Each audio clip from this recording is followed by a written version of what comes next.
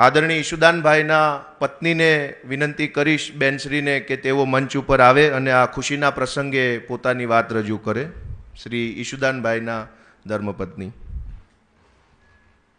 પહેલાં તો હું મંચ ઉપર બેઠેલા બધા મહાનુભાવોને, અરવિંદ કેજરીવાલજી,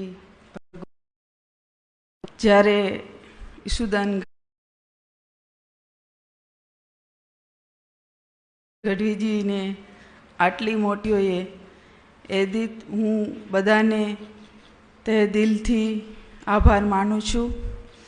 અને મા મોગલ અને દ્વારકાધીશ એમને આ સપનું પૂરું કરવામાં મા મોગલ એને આશીર્વાદ આપે. જય મોગલ. હવે પ્રજાપતિ સાથ આપે તો મા મોગલની કૃપાથી, દ્વારકાધીશની કૃપાથી અને અરવિંદજી, વર્તમાનજી, ગોપાલજી, બધા સર્વે ભાઈઓ બહેનો બધા એને આશીર્વાદ આપજો. આ ઈશુદાનભાઈનો કામ એને સફળતા હોવું જોઈએ. ભારત આપણું દેશ છે. જય મા મોગલ. और उनके जाने के बाद जब उनकी डेथ हुई तब उन्होंने कहा था, मैंने तो तब भी तय कर लिया था, मैं रिजाइन रखकर चला गया था कि मुझे मेरे पापा की सेवा करनी है. लेकिन उस दिन एक दिन उन्होंने मुझे कहा, तुझे वापस जाना, गांव से तुझे वापस अहमदाबाद जाना है.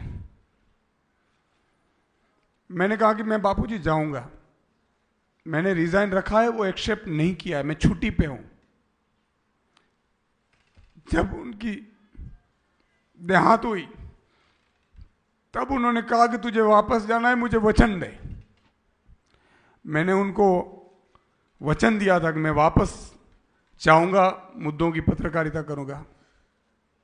और आज मैं उनको मिस करता हूं, लेकिन उनका आशीर्वाद मेरे पे हर हमेशा, माँ मोगल माँ, कामई माँ, सोनल माँ और द्वारकाधीश का आशीर्वाद मेरे पे.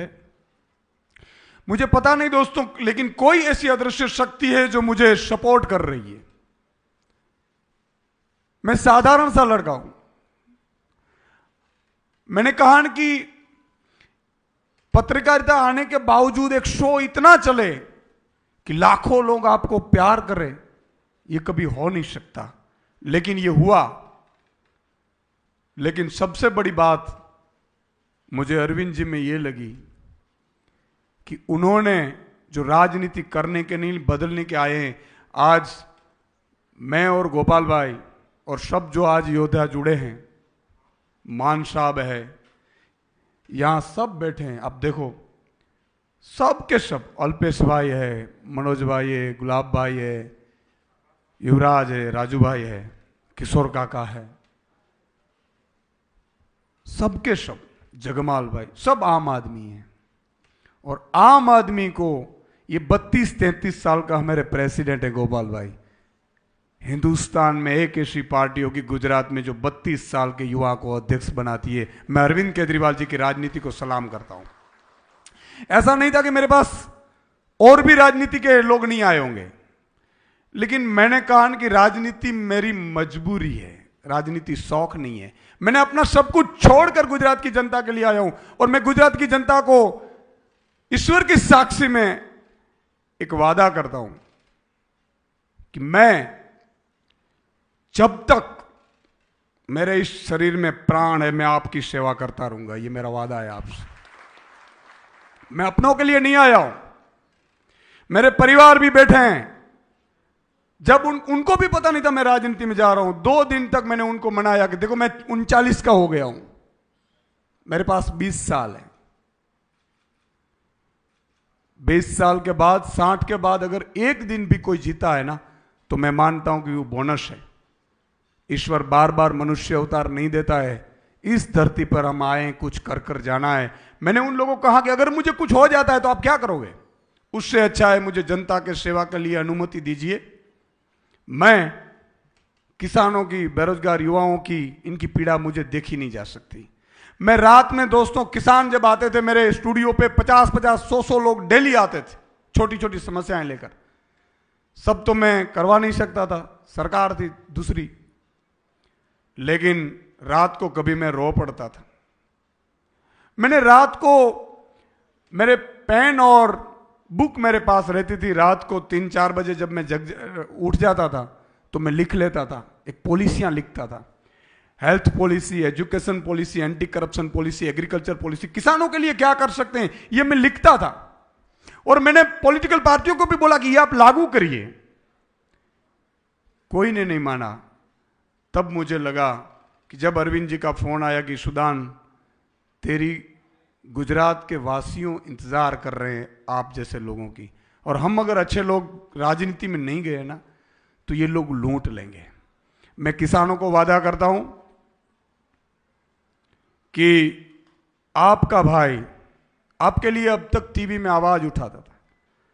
अगर ईश्वर ने कहा, ईश्वर ने चाहा, माताजी ने चाहा और एक किसान पूरे गुजरात के एक हो गए और आपने वोटिंग की, व्यापारियों आपको भी मैं कहता हूं, आपने व्यापारी बनकर वोटिंग की, बेरोजगार युवाओं अगर बेरोजगार युवा बनकर वोटिंग की, महिलाएं, माता बहन बेटियां अगर माता बहन बेटियां बनकर दोनों पक्ष को भूलकर आम आदमी के लिए वोटिंग की, मैं आपको आश्वासन देता हूं कि 75 साल में अगर गुजरात में कुछ नहीं हुआ है, अगर ये 5 साल में अरविंद जी की अगुवाई में जो कर ना दिखाऊं तो मैं राजनीति छोड़ दूंगा, आपको मैं ये गारंटी देता हूं।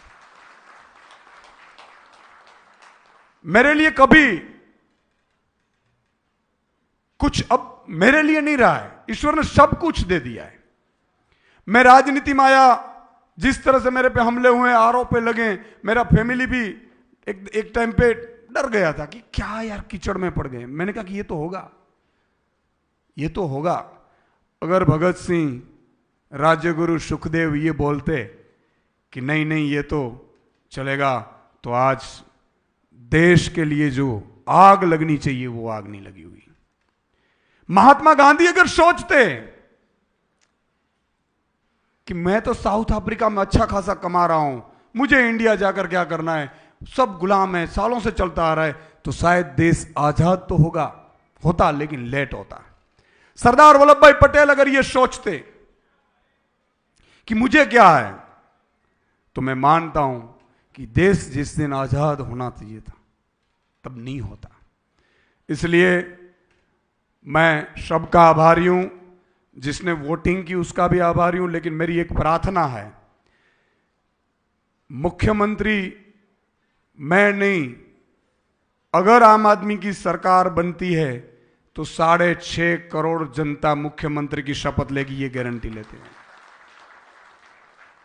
और अरविंद जी एक ऐसे नेता है हिंदुस्तान में, काम की राजनीति से वोट मांगते हैं, भ्रमित मत होना। अरविंद जी को गालियां देते हैं, मुझे गालियां देते हैं, गोपाल भाई को देते हैं लोग, पॉलिटिकल पार्टी वाले, उससे कोई फर्क नहीं पड़ रहा है। लेकिन मैं आम जनता को एक हाथ जोड़कर विनती करता हूं, किसानों को हाथ जोड़कर विनती करता हूं, आपको बिजली नहीं मिल रही है, पानी नहीं मिल रहे हैं, भाव नहीं, दाम नहीं मिल रहे हैं, एक बार मौका दीजिएगा। अगली दिवाली अगर आपको दाम नहीं मिले ना तो लात मारकर आम आदमी पार्टी को निकाल देना, ये मेरा वादा है आपको पास। व्यापारियों को जिस तरह से डराया जाता है, परेशान किया जाता है, छोटे उद्योगों को, मुझे पता है जीपीसीबी से नोटिस जाए, फिर पॉलिटिकल पार्टी वाले बोलते हैं नोटिस आया है, सेटिंग कर दूं क्या। मैं उद्योगपतियों को, छोटे उद्योगपतियों को गारंटी देता हूं, आपने अगर गलत नहीं किया ना तो किसी की ताकत नहीं आपको नोटिस भेज सके, ये जिम्मेदारी हमारी रहेगी साहब।